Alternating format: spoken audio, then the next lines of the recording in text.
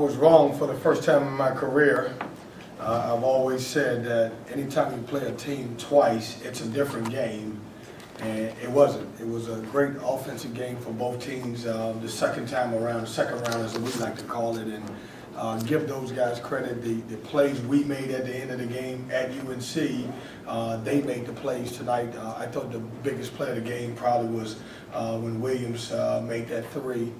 It kind of obviously gave them a little separation. Great game. Give those guys credit. I thought Luke May was really good tonight. He did a tremendous job. When you look at his numbers, 33 points and 17 rebounds. Very proud of my guys. I thought we fought all the way to the end. And like I told you, at UNC, we made those shots that they made at the end, and certainly it would have been a different outcome. So I'll take questions at this time. Coach, your message to your team after the game? My message to the team is that we have become a very good basketball team. You don't accidentally, beat the likes of Arizona, Duke, and Carolina, and Clemson the way they're playing this year. My message to those guys moving forward is you have to now figure out now how not to beat yourself. Our expectations coming to the season from everybody outside of our program were pretty much low, obviously being picked 12. Now we put ourselves in a situation where we're playing, against some of the top teams in the country, and we're right there to win the games. Now I have to get these guys to change their expectations. I don't want to get to the point where they're satisfied with how many wins that we've won right now. And now we got to figure out, when you look at us, we're scoring against everybody. Now we got to figure out now, where do we go from here? They shot 78% in the second half. Did you consider changing things up defensively at all? What made you kind of stick with it? Well, we did a couple of different things. We tried to trap a couple ball screens. We did some things. It wasn't, I would say, instead of saying they, let's say Luke May. He had a great second half and he played well. We switched out a lot of different guys on him. We got everything that we wanted out of it. When you look at our defense, yes, they shot 56%. We shot 54%. The telltale of our defense is we were able to turn them over 19 times, and we had 12 steals. So we did enough to win the game.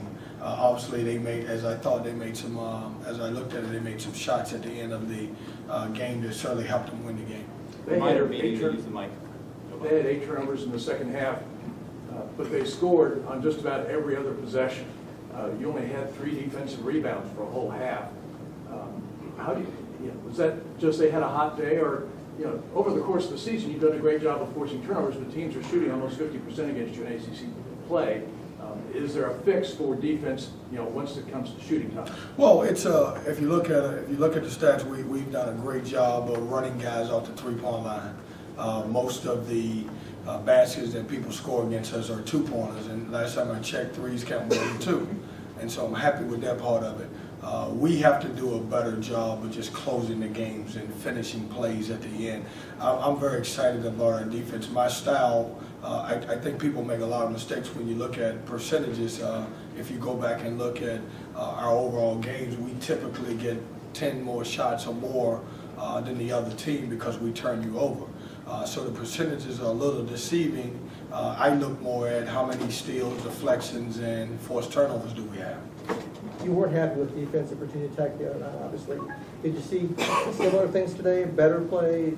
Did you see some improvement there? Yeah, I thought our guys, our guards, did a tremendous job, man. I go back into it and tell you that Luke May had a great day, and I thought we switched guys on him. He made shots inside and out. Was very happy with our guard play. Our guards, I thought, did a good job keeping guys in front. You look at the last time we played, I thought Theo Pinson had a really good night. I thought we contained him for the most part. We went into the game knowing with Carolina, you got to do 3 things. You got to obviously keep them from getting offensive rebounds. We didn't do a great job. Transition, I thought we were okay, but the most important thing is we held them to 6 3-pointers made. Against Duke, they just came off a game where they had 11. Coach, tell us about the red blazer. Where did you get it? And what did that? Well, I've worn it. I wore it at the UMKC game against UMKC when we played at Reynolds. And red blazer is great, man. I knew Roy was going to try to come in here with his Carolina blue blazer on, so I was not going to let him show me up. I'm a way better dresser than him. You mentioned the guard play. One of the guards that was absent today was LeVar Batts Jr. Any particular reason that he was absent from today's game? Yeah, just coach's decision. I didn't think that it was a game for him.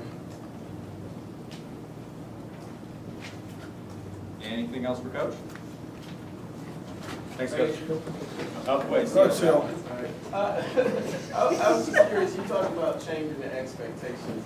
Along the course of the season, how many times have you kind of had to reset? Like, was there a point early in the year, like, kind of like you got to get them to kind of just believe in your system first, and then you hit that milestone, and then you go to the next?